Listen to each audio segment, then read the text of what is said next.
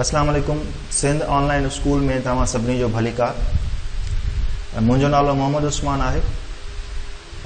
अॼु असां जंहिं मौज़ू ते ॻाल्हाईंदासीं उन जो नालो आहे future continuous tense. Future continuous tense खे असां सिंधीअ में ज़मान मुस्तक़बिल जारी बि चवंदा आहियूं। अॼु असां फ्यूचर कंटिन्यूअस टेंस में ॿिनि शयुनि जी ज़िक्र कंदासीं। हिकिड़ो उन जो इस्तेमालु किथे थो थिए, असां इस्तेमालु पढ़ंदासीं उन जो, ऐं उन खां पोइ उन जी जेका जुमिले जी जोड़ जेका आहे, सेंटेंस फॉर्मेशन आहे, उहा पढ़ंदासीं त फ्यूचर कंटिन्यूअस टेंस जा जेके जुमिला आहिनि उहे कीअं ठहंदा आहिनि, ऐं उन्हनि में जेका वर्ब फॉर्मेशन आहे उहा कीअं हूंदी आहे, कहिड़ा लफ़्ज़ मिलंदा आहिनि त उन जे फ्यूचर कंटिन्यूअस टेंस जा जुमिला ठहंदा आहिनि। सो मुख़्तसिर असां हिन जो ज़िक्र कंदा हलंदासीं। फ्यूचर कंटिन्यूअस टेंस में 3 खां 4 इन जा इस्तेमाल आहिनि, पर अॼु असां सिर्फ़ु इन जो हिकिड़ो इस्तेमालु पढ़ंदासीं।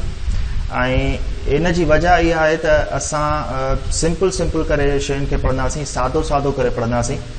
हिकिड़ो दफ़ो सभिनी टेंसिस जी असां सिंपल डेफिनेशन्स ऐं उन्हनि जा इस्तेमालु सिखी वठंदासीं, ऐं पोइ अॻिते हली करे असां कॉम्प्लेक्स जी तरफ़ उन्हनि खे डिस्कस करे सघूं था। उन जा जेके एडवांस लेवल्स आहिनि उन्हनि खे असां डिस्कस करे सघूं था। पर कंहिं बि शइ खे सिखण जे लाइ उन जो जेको आहे सो आसान पहिरियां फॉर्मेट सिखणु ज़रूरी आहे। सो असां फ्यूचर कंटिन्यूअस टेंस में अॼु हिकिड़े शइ जी ॻाल्हि कंदासीं, हिकिड़ी शइ डिस्कस कंदासीं त उन जो इस्तेमालु कीअं थो थिए। So let's start. अचो त शुरू कयूं। फ्यूचर कंटिन्यूअस टेंस यानी ज़मान मुस्तक़बिल जारी, उन जो इस्तेमालु आहे we use future continuous tense for an action or event that will occur. Future continuous tense जेको आहे असां उन कम जे लाइ इस्तेमालु कंदा आहियूं, उन एक्शन जे लाइ या उन इवेंट जे लाइ, उन वाक़े जे लाइ इस्तेमालु कंदा आहियूं। that will occur or happen in future, जेको कम जेको वाक़ियो मुस्तक़बिल में थियणो आहे। and will continue at a specific time in future, ऐं उहो कमु उहो वाक़ियो मुस्तक़बिल में हिकु मख़सूस टाइम ते जारी हूंदो। हाणे हिन डेफिनेशन जो ई जेका असां अगरि सादा माना कढूं त हिन मां इहो ज़ाहिर थियो त ही फ्यूचर कंटिन्यूअस टेंस कंहिं अहिड़े कम जे लाइ इस्तेमालु थिए थो जेको कमु थियो कोन्हे बल्कि फ्यूचर में थींदो। हिकिड़ी ॻाल्हि इहा आहे त उन में फ्यूचरिटी हूंदी, उहो कमु मुस्तक़बिल में थियणो आहे। ऐं उहो कमु जेको आहे उहो कहिड़ी नोयत जो आहे, कंटिन्यूअस नेचर जो आहे, प्रोग्रेसिव नेचर जो आहे।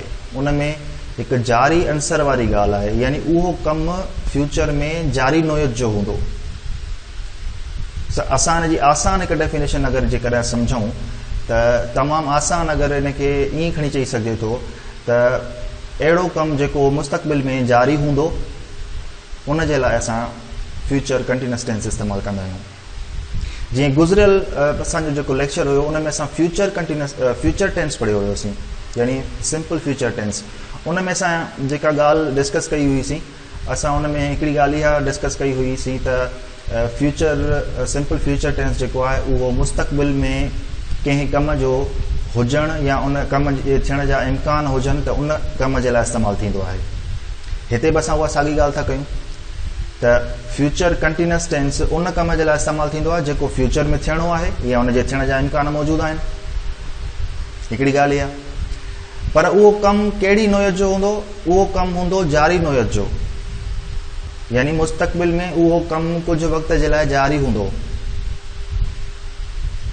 ठीकु आहे, तमामु आसान आहे त अहिड़ो कमु जेको मुस्तक़बिल में कंहिं मुक़ररु वक़्त ते जारी हुजे, असां अहिड़े कम जे लाइ सिंपल फ्यूचर कंटिन्यूअस टेंस इस्तेमालु कंदा आहियूं।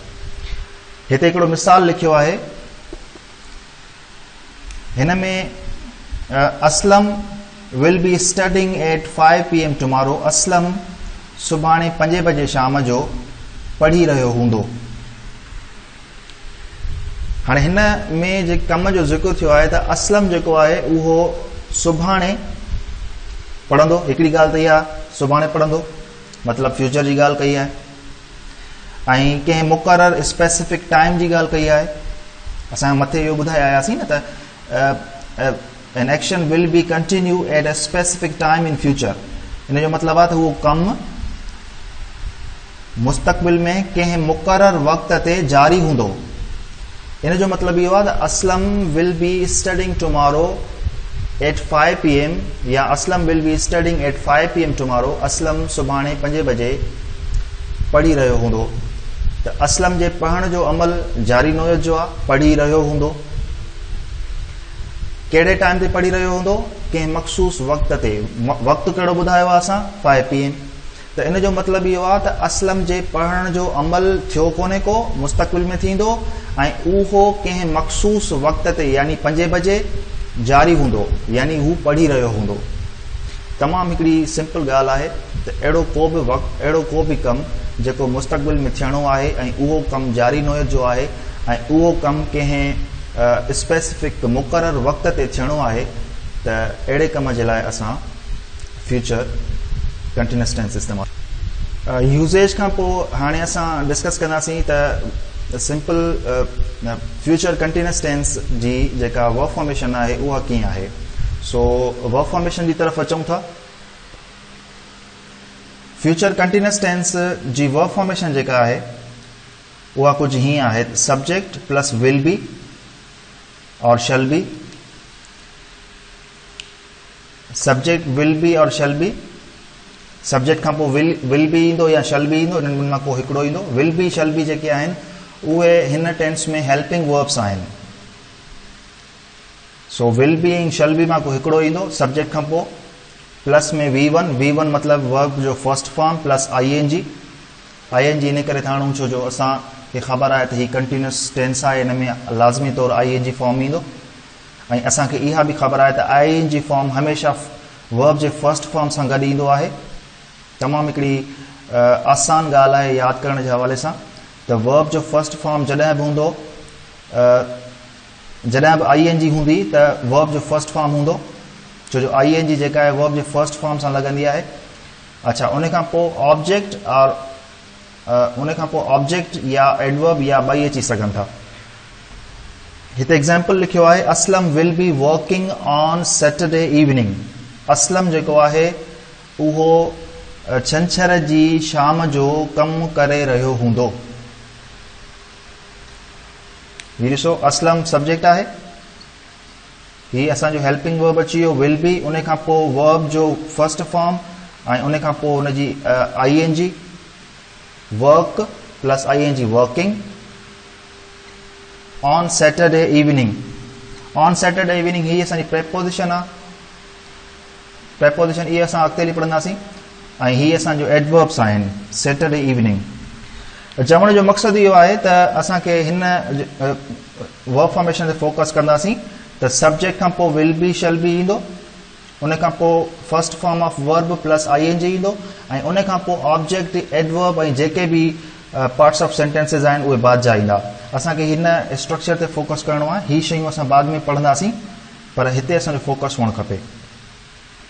अचूं था हेठि ॿिए सेंटेंसिस ते। इन साॻे खे असां नेगेटिव कयो आहे। Aslam will not be. Will not be खे असां स्पीकिंग में वॉन्ट बी चवंदा आहियूं। वॉन्ट बी, पर लिखण महिल फॉर्मल लैंग्वेज में लिखण महिल असां विल नॉट बी यानी फुल फॉर्म इस्तेमालु कंदासीं। ॻाल्हाइण महिल असां वॉन्ट बी ॻाल्हाए सघूं था, वॉन्ट बी चई सघूं था, पर जॾहिं बि असां लिखंदासीं, एग्ज़ाम में लिखंदासीं या कंहिं कॉपी में लिखंदासीं या कंहिं किताब में लिखंदासीं त असां फुल फॉर्म लिखंदासीं। Aslam will not be working on Saturday evening. Aslam जेको आहे छंछर जी शाम जो कमु न करे रहियो हूंदो। हाणे ॾिसो, ही अफर्मेटिव नेगेटिव, पर जेकॾहिं इनखे असां इंटेरोगेटिव कंदासीं त असां इहा ॻाल्हि पहिरियां डिस्कस करे चुका आहियूं त इंटेरोगेटिव ऐं नेगेटिव जुमला यानी इंटेरोगेटिव यानी सवालिया जुमला ऐं इंटेरोगेटिव नेगेटिव यानी सवालिया ऐं नाकारी जुमला जॾहिं बि ठाहींदा आहियूं त असां हेल्पिंग वर्ब्स सब्जेक्ट जे पहिरियां खणी ईंदा आहियूं। इहे ॻाल्हियूं असां पहिरियां बि डिस्कस करे चुका आहियूं पंहिंजे गुज़िरियल लेक्चर्स में। सो हिते मां वधीक जेको आहे सो इंटेरोगेटिव सेंटेंसिस ऐं इंटेरोगेटिव नेगेटिव सेंटेंसिस ते कोन थो ॻाल्हायां, छो जो मूंखे ख़बर आहे तव्हांखे इन्हनि जी ख़बर आहे, इहे तव्हां ॼाणो था ऐं जेकॾहिं तव्हांखे इन बारे में सिखणो आहे त तव्हां मुंहिंजा शुरू वारा वीडियोस ॾिसो, ख़ासि तौर ते सिंपल प्रेजेंट टेंस में असां अहिड़े क़िस्म जी डिस्कशन कई हुईसीं त जुमिला जेके आहिनि सवालिया जुमिला कीअं ठहंदा आहिनि ऐं सवालिया नाकारी जुमिला कीअं ठहंदा आहिनि, अफर्मेटिव, नेगेटिव, इंटेरोगेटिव, इहे जेके जुमिला आहिनि फॉर्म्स ऑफ सेंटेंसिस कीअं ठहंदा आहिनि। सो इहो हुयो अॼु जो असांजो टॉपिक, जंहिंमें असां डिस्कस कयोसीं त फ्यूचर कंटिन्यूअस टेंस जेको आहे उहो मुस्तक़बिल में कंहिं जारी कम जे हवाले सां इस्तेमालु थींदो।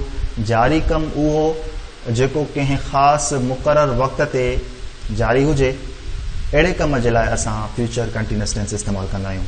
जीअं असां पंहिंजे एग्ज़ाम्पल में बि इहा ॻाल्हि डिस्कस करे आया हुआसीं त कमु कॾहिं थो थिए ऐं कहिड़े टाइम ते थो थिए ऐं कमु जेको आहे उहो जारी नोयत जो आहे या न आहे। सो इहे ॻाल्हियूं डिस्कस कयूंसीं। I hope that you are working well and I would suggest you to go through all the videos, all the lectures once again and start working at your homes. Start practicing these ideas, these sentences and these structures at your home. Thank you for joining.